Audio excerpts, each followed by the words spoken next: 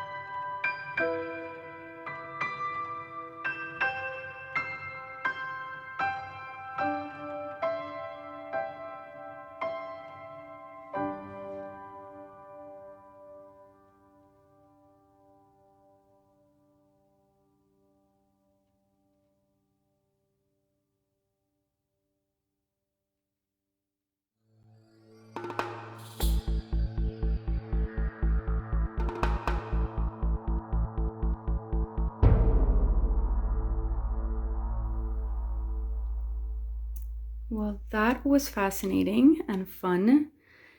And I was right though, I did pour a lot of that black off. Maybe I put too much paint on the canvas though. It's much brighter than the other one. God. I'm one who likes negative space. I'm going to be honest with you. This one is really intense.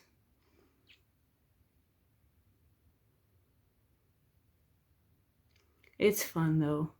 It looks like land. It looks like lava, like rocks. Like it looks natural is what it looks like. It looks like it could exist somewhere. Probably does. I'm having trouble getting the metallics though. Sorry about that.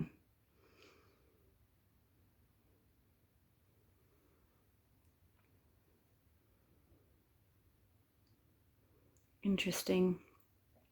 It's blooming actually. That's why I called it blooming. And I didn't explain it in my last video, but I think that's the best way to call these cells. It's the paint seems like it's blooming, right? Okay, I don't even know what to call them anymore. Stay tuned for the dried result. So I'm back with the final result and it is varnished. It looks gorgeous. Check out the shine. It's pretty cool, right? It's very electric. I find it electric because of the neon paints.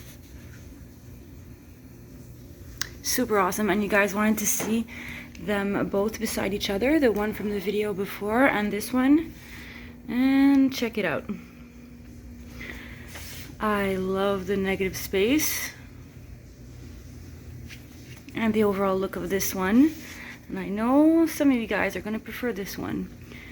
It's cool how it starts here. It's like if this was the focal point and the center of the painting, and everything kind of spreads from there.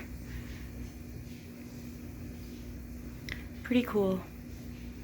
Alright, hope you guys like this. Have a good one.